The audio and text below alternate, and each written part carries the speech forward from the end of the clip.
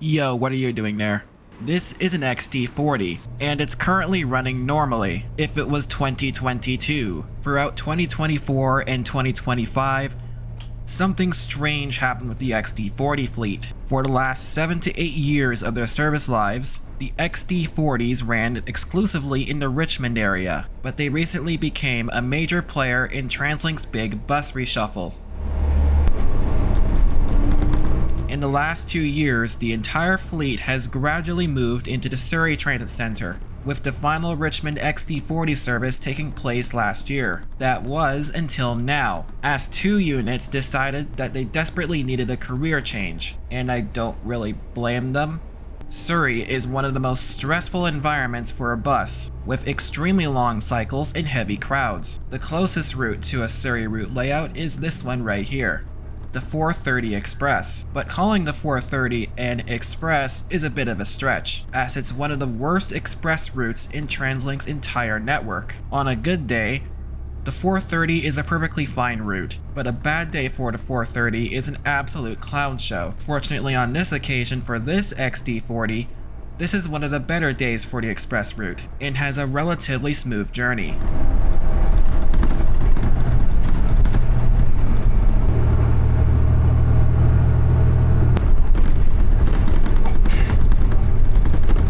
For more information on the XD40's family lineage, there is a video on the channel explaining the history of the Excelsior as well as their predecessors on the LFR line. But the XD40 became the most popular variant of that family, and provide a very smooth and comfortable experience. From an enthusiast perspective, the engine doesn't really say very much. It's very generic sounding, and very unremarkable. Here are a few of the best highlights of the XD40 in action.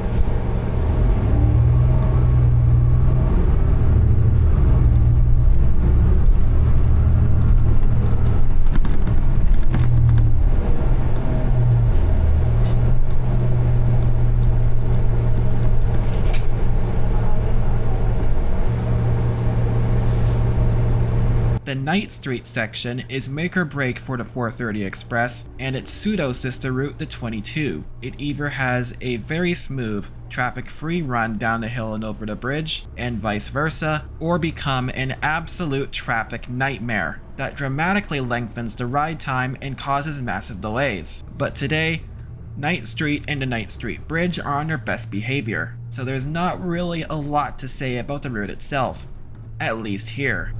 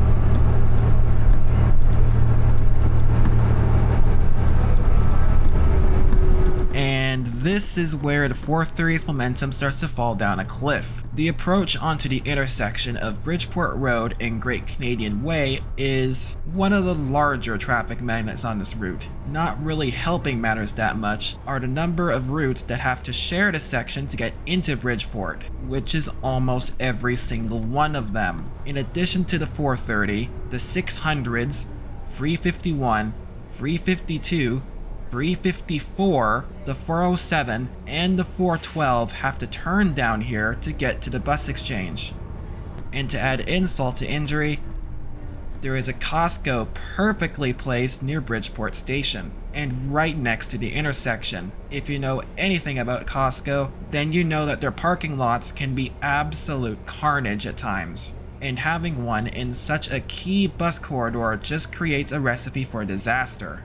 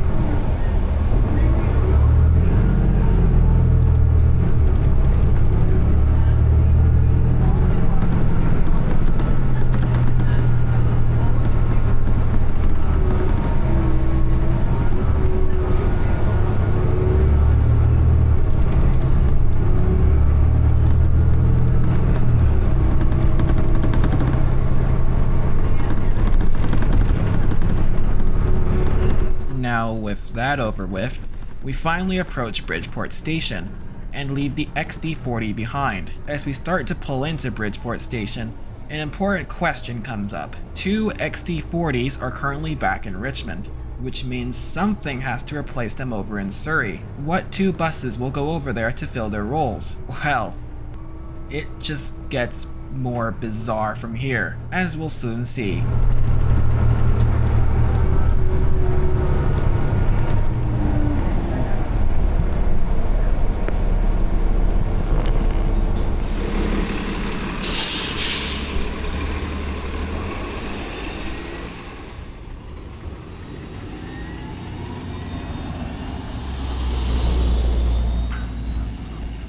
Welcome to Surrey, everyone. Let's see what buses have come to replace the XD40s.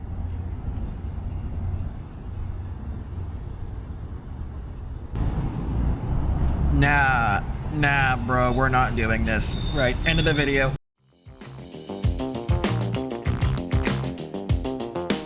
But in all seriousness, what were they thinking here? Out of all the buses they could have sent from Richmond, they sent the strangest and worst options. For anyone that doesn't know what these monstrosities are, it's the Gen 2 Novabus LFS. I have another video explaining the history of the LFS line for the full details, but these are 2nd generation units, specifically built between 2007 and 2008, and there are several things that makes these buses very quirky and also very uncomfortable to ride on. The first quirk is their age. These specific buses may have been built between 2007 and 2008, but their design dates back to the late 1990s, specifically 1999, making the design the same age as TransLink themselves. That makes them the oldest design currently operating in TransLink's bus fleet. The other quirk about them is their passenger cabins.